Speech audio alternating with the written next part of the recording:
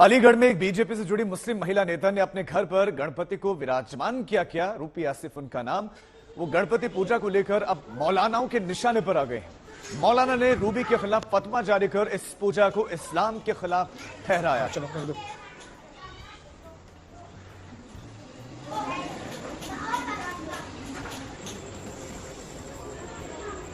कोई बीजेपी नेता है, वो घर पर गणपति लेकर आए और स्थापना की, लेकिन अब मौलानाओं ने उनके खिलाफ फतवा जारी किया है और कहा कि ये इस्लाम के खिलाफ है।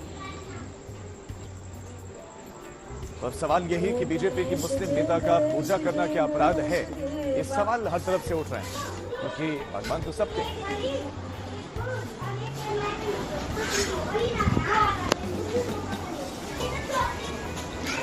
चलो कर दो।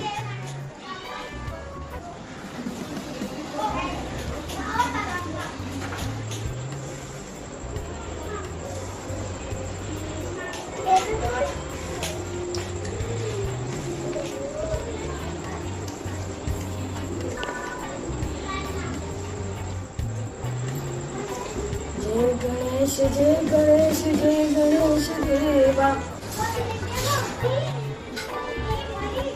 मैं ये कहूँगी कि वो खुद मुसलमान नहीं है, जो मतलब भेदभाव करना चाहते हैं। हिंदुस्तान में रह के हिंदुस्तान जैसी कोई बात नहीं करते, वो असली मुसलमान नहीं है। ये जिहादी लोग हैं जो इस तरह की बातें करते हैं, फतवे जारी करते हैं। ये जानते नहीं हैं सही क्या है गलत क्या है। इनको बोलने से मतलब, अगर सच्चे मुसलमान होते तो ये इस तरह की बातें नहीं करते। मैं तो पूजा शुरू से करती चली आई हूँ और कोई भी जाति धर्म में कोई भी भेदभाव नहीं मानती हूँ, और मैं इसी तरह से सारे त्यौहार मनाती हूँ।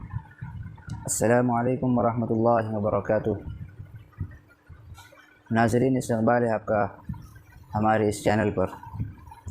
जैसे कि आपने अभी भी वीडियो देखा कि एक ख़ातून जो नमाज़ भी पढ़ती है और बुतों की इबादत भी करती है, पूजा पाठ भी करती है, उसका कहना यह है कि भगवान और अल्लाह में कोई फ़र्क ही नहीं है। तो इस सिलसिले में आज कुछ बातें आपके सामने मैं पेश करना चाहूँगा, क्योंकि इस वीडियो को देखने के बाद कुछ बातें मेरे जहन में आई, सोचा कि आप तक मैं ये बातें पहुँचाऊँ। जैसे कि कुरान करीम के अंदर सूरतुल काफ़िरून, हमारे छोटे छोटे बच्चों को भी ये सूरा याद है। इस सूरत का शान नुज़ूल जो है, इस सूरत के नाजिल होने की असल वजह इब्न इसहाक़ की रिवायत है कि हज़रत अब्दुल्लाह इब्न अब्बास रज़ियल्लाहु ताला अन्हुमा ने रिवायत किया है कि जब आप अलैहिस्सलातु उस ज़माने में कुरान करीम के ज़रिए से बुतों की हकीकत बयान की कि ये बुत जो है न आँखों से देख सकता है, न कान से सुन सकता है, न ज़बान से कुछ कह सकता है, भला ये कैसे माबूद हो सकता है, ये दूसरों की क्या मदद कर सकेगा। इस सिलसिले में उस ज़माने में अल्लाह ताला ने कुरान करीम की आयत नाजिल करके बुतों की हकीकत बयान की। जब आप अलैहिस्सलातु वस्सलाम ने ये आयत लोगों के सामने पढ़कर सुनाई और लोगों को तालीम दी कि तुम बुतों की इबादत छोड़ दो, तो कुफ़ार कुरैश को और जितने दीगर कुफ़ार थे, गैर मुस्लिम थे, उनको ये बात बहुत नापसंद मालूम हुई। उन्होंने सोचा कि अब आपस में सुलह कर लेते हैं इस सिलसिले में। तो कुफ़ार कुरैश के बड़े बड़े लीडर वलीद बिन मुग़ीरा, असवद इब्न अब्दुल मुत्तलिब, उमय्या बिन खल्फ जैसे लोग आप अलैहिस्सलातु वस्सलाम की खिदमत में हाज़िर हुए और कहने लगे कि हम आपके साथ कुछ सुलह करना चाहते हैं। सुलह क्या करना था कि 1 साल तक आप हमारे माबूद की पूजा पाठ करेंगे और अगले 1 साल तक हम आपके माबूद हकीकी की इबादत करेंगे। यह हमारे दरमियान सुलह तय कीजिए। 1 साल ऐसा आएगा कि आप मंदिरों में आएंगे, पूजा पाठ करेंगे, और उसके बाद वाला जो साल होगा हम सारे गैर मुस्लिम मुसलमानों के साथ मिलकर अल्लाह की इबादत करेंगे। इसका एक शान नुज़ूल और बयान किया जाता है कि अबू सालेह ने हज़रत अब्दुल्लाह इब्न अब्बास रज़ियल्लाहु ताला अन्हुमा की रिवायत नकल करते हुए कहा कि कुफ़ार कुरैश ने यह मुसालहत के लिए इरादा किया कि आप अलैहिस्सलातु वस्सलाम सिर्फ़ एक मरतबा हमारे बुतों में से बाज़ बुतों को सिर्फ़ हाथ लगा दें तो हम आपकी तस्दीक कर लेंगे। ये इतना कहना ही था کہ اللہ تعالیٰ نے حضرت جبریل علیہ السلام کو یہ آیتیں لے کر روانہ کیا، اور حضرت جبریل علیہ السلام سورۃ الکافرون لے کر نازل ہوئے اور پیغام دیا، قل یا ایھا الکافرون، کہ اے محمد صلی اللہ علیہ وسلم آپ کہہ دیجئے کہ اے کافروں کی جماعت، لا اعبد ما تعبدون، جس کی تم عبادت کرتے ہو میں اس کی عبادت نہیں کر سکتا کیونکہ وہ معبود ہے ہی نہیں، ولا انتم عابدون ما اعبد، اور نہ میں جس کی عبادت کرتا ہوں، میں جس رب کی عبادت کرتا ہوں اس رب کی بھی تم عبادت کرنے والے نہیں ہو، ولا انا عابد ما عبدتم، نہ جس کی تم عبادت کرتے ہو نہ میں اس کی عبادت کبھی کروں گا مستقبل میں، فیوچر میں، ولا انتم عابدون ما اعبد، اور جس کی میں عبادت کرتا ہوں اس کی عبادت تم بھی کرنے والے نہیں ہو، اس لیے بہتر یہی ہے لکم دینکم ولی دین، تمہارے لیے تمہارا دین، ہمارے لیے ہمارا دین۔ اسی کی تفسیر میں ہدایت القرآن کے اندر حضرت مفتی سعید احمد صاحب پالنپوری رحمۃ اللہ علیہ نے ایک اچھی بات لکھی ہے کہ اسلام اسلام ہوتا ہے اور کفر کفر ہوتا ہے، دونوں کو ایک جگہ جمع کرنا یہ صحیح نہیں ہے، یہ تو پھر ایسا ہی ہو گیا کہ ایک جگہ اندھیرا بھی ہو اور ایک جگہ روشنی بھی ہو، دونوں آپس میں ایک جگہ مل نہیں سکتے، یا تو اندھیرا ہوگا یا روشنی ہوگی۔ اگر کوئی انسان آپس میں خلط ملط کرتا ہے تو یہ بالکل ناجائز ہے اور حرام ہے۔ اسی طرح دیکھیں، اگر کوئی انسان بتوں کی عبادت کر رہا ہے اور یہ کہتا ہے کہ بھائی ہماری نیت بالکل صاف ہے، ہمارا دل بالکل صاف ہے، تو کیا اس کا یہ عمل صحیح ہے یا نہیں؟ اس کے اوپر میں ایک مثال آپ کی دوں کہ ایک شخص بہت غریب ہے، وہ اپنی بیوی اپنی اولاد کے حقوق ادا کرنا چاہتا ہے، لیکن اس کے پاس اتنا مال نہیں ہے کہ وہ ان کے حقوق ادا کر سکے، لہذا اس نے ایک فیصلہ لیا کہ میں اپنی بیوی اور اپنی اولاد کے لیے ان کے حقوق ادا کرنے کے لیے میں کل سے چوری چماری کا کام شروع کروں گا، ڈکیٹی کا کام شروع کروں گا، لوٹ مار والا کام شروع کروں گا، تاکہ اس کے ذریعے سے میرا گھر چل سکے۔ لہٰذا کل سے وہ چوری کے لیے نکلا اور لوگوں کے سامان اس نے چرانا شروع کیا۔ اب بتائیے کیا اس کا یہ عمل اپنے گھر چلانے کے لیے، اپنی اولاد کے لیے، اپنی بیوی کے حقوق ادا کرنے کے لیے اس کا یہ عمل درست ہے؟ جبکہ اس کی نیت بالکل صاف ہے اور اس کا ارادہ بالکل اچھا ہے کہ اپنی بیوی بچے کے جو حقوق ہے اس کو ادا کرنا ہے، یہ بہت اچھی چیز ہے اور اچھا کام ہے حقوق ادا کرنا، لیکن حقوق ادا کرنے کے جو ذرائع ہے، جو ذریعہ ہے وہ بالکل غلط ہے، وہ بالکل حرام ہے۔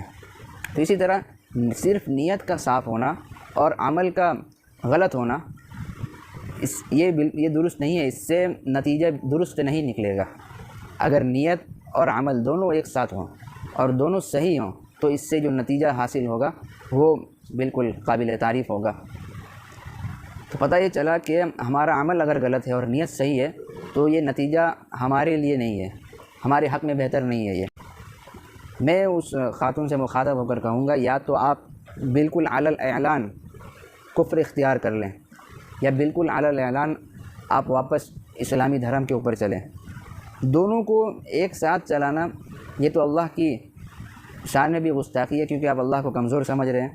دوسری بات یہ کہ جب اللہ تعالیٰ نے خود منع کر دیا ہے تو ہم اس کام کو کیسے کر سکتے ہیں؟ جبکہ اسلام عقل سے نہیں بلکہ نقل سے چلتا ہے، یعنی نقل در نقل جو صحابہ سے منقولات ہیں، جو آپ علیہ السلام کے منقولات ہیں قرآن اور حدیث، اس کے اوپر چلنے کا نام اسلام ہے۔ اپنے دماغ سے اور اپنی عقل سے کام کرنا یہ اسلامی تہذیب اور تمدن کے بالکل خلاف ہے۔ تو چونکہ آپ علیہ السلام نے بھی اس چیز کے اوپر رضامندی اختیار نہیں کی اور اس کا رد فرمایا، جب جبرائیل علیہ السلام نازل ہوئے وہ اعمال کفار سے برات کا اعلان انہوں نے کیا، یعنی کافروں والا عمل بھی نہیں کرنا ہے گرچہ آپ کی نیت صحیح ہو۔ اسی طرح حدیث پاک کے اندر ہے من تشبہ بقوم فہو منہم، جو جس قوم کی مشابہت اختیار کرے گا قیامت کے دن اس کا حشر اسی کے ساتھ ہوگا، اور جو جس قوم کی مشابہت اختیار کرے گا وہ اس قوم سے شمار کیا جائے گا۔ اگر آپ ہندوانہ رسم اختیار کرتے ہیں اور ان کی مشابہت اختیار کرتے ہیں تو آپ کو ان کی قوم میں سے ہی سمجھا جائے گا کہ آپ بھی ان کی قوم کا ایک فرد ہے۔ اس سلسلے میں چینلوں پر بہت سارے ڈیبیٹ ہو رہے ہیں، اور جن لوگوں کو انہوں نے ڈیبیٹ میں بیٹھایا ہوا ہے، اینکر لوگ ان سے یہ سوال کر رہے ہیں کہ کیا سلمان خان اور شاہ رخ خان کیا یہ غیر مسلم ہے؟ جبکہ ان کے اعمال بھی درست نہیں ہے، جبکہ یہ بھی گناہوں میں مبتلا ہے۔ تو یاد رکھیے، ایمان سے نکلنے کے لیے اور اسلام سے نکلنے کے لیے گناہ کا ہونا گناہ شرط نہیں ہے کہ اگر گناہ گار انسان جو ہے اسلام سے نہیں نکلتا ہے، ایمان سے نہیں نکلتا ہے، وہ اس کے لیے شرکیہ اعمال کرنے سے انسان جو ہے اسلام سے نکل جاتا ہے۔ مثلا خدا کا انکار کرنا یا خدا کو ایک نہ ماننا، جیسا کہ سورۃ الاخلاص کے اندر اللہ نے کہا کہ قل هو اللہ احد، اے نبی آپ کہہ دیجیے کہ اللہ ایک ہے۔ اگر کوئی بہت سارے معبودوں کی عبادت کرتا ہے، اللہ کی بھی عبادت کر رہا ہے، تو گویا کہ وہ اللہ کو ایک نہیں سمجھتا، وہ معبود کو ایک نہیں سمجھتا، وہ اس کی نظر میں معبود چند ہو گئے، بہت سارے ہو گئے، تو گویا کہ وہ اللہ کے ایک ہونے کا انکار کر رہا ہے۔ اس وجہ سے جو علماء حضرات جو ہے فتویٰ لگا رہے ہیں اس کے اوپر کفر کا، تو بظاہر انہوں نے جو دیکھا انہوں نے اس کے مطابق فیصلہ دیا ہے۔ رہا مسئلہ ایکٹروں کا، سلمان خان کا اور اسی طرح شاہ رخ خان وغیرہ کا، اور اسی طرح جو مسلم گرلز ایکٹر ہیں ان کے متعلق بھی بہت ساری باتیں جو ہے سوشل میڈیا پہ سامنے آ رہی ہیں۔ ان کے اوپر جو سوال کھڑا کیا جا رہا ہے کہ آپ ان کے اوپر کچھ گفتگو کیوں نہیں کرتے، ان کے اوپر فتویٰ کیوں نہیں لگا رہے ہیں؟ تو بھائی یاد رکھیں، فتویٰ کفر کا فتویٰ گناہ گار انسان کے اوپر نہیں لگایا جاتا ہے۔ گناہ سے کون معصوم ہے دنیا میں؟ گناہ سے معصوم صرف فرشتے ہیں اور انبیاء کی ذات ہے۔ ہم جیسے انسان گناہوں سے معصوم نہیں ہیں، تو گناہ گار انسان کافر نہیں ہوتا، وہ اسلام پر ہی باقی رہتا ہے۔ گناہ کفر کے لیے شرط ہے کہ وہ شرکیہ اعمال اختیار کرے، شرکیہ عقائد اس کے دل میں ہو، تب جا کر انسان کفر میں اور کافروں کی جماعت میں شامل ہو جاتا ہے۔ ملکی مذہب میں، ملکی معاملات میں غیروں کا ساتھ دینا، ہندو بھائیوں کا ساتھ دینا، مسلمان اور غیر مسلم کا اختلاط، اتفاق، یہ جائز ہے، درست ہے ملکی معاملات میں، یا کوئی آفاقی معاملات ہو، اسی طرح دیش کے کوئی معاملات ہوں، ان سب مسائل میں مسلم اور غیر مسلم کا اختلاط اور اتفاق کسی بات کے اوپر ہو تو یہ جائز ہے، درست ہے۔ لیکن مذہبی معاملات پہ کفاروں کے ساتھ اختلاط کرنا اور اتفاق کرنا اور ان کے ساتھ مشابہت اختیار کرنا یہ جائز نہیں ہے، یہ بالکل حرام ہے۔ میں اس خاتون سے گزارش کروں گا کہ آپ اللہ تعالیٰ سے توبہ کریں اور آئندہ نہ کرنے کا عزم مصمم کریں، کیونکہ یہ شرکیہ اعمال ہے، اور شرکیہ عمل سے بھی اسلام ہمیں بچنے کی تعلیم دیتا ہے۔ اب کسی بھی صورت میں اگر آپ اپنے اوپر مسلمان کا لیبل لگا رہے ہیں، اپنے آپ کو مسلمان کی جماعت سے اپنے آپ کو جوڑ کر رکھتی ہیں آپ، تو آپ کے لیے ضروری ہے کہ آپ شرکیہ عمل سے بھی بچیں۔ اور آپ کے اوپر جو علماء فتویٰ لگا رہے ہیں کفر کا، وہ اس وجہ سے لگا رہے ہیں کہ آپ نے اپنے آپ کو مسلم دھرم سے، مسلم مذہب سے جوڑ کر رکھا ہے، اس وجہ سے لگا رہے ہیں۔ اگر سوشل میڈیا پہ اعلان کر دیں کہ بھائی ہم نے سناتن دھرم قبول کر لیا ہے وسیم رضوی کی طرح، تو آپ کے اوپر کوئی فتویٰ نہیں لگے گا، کیونکہ آپ ان کے دھرم میں چلے گئے۔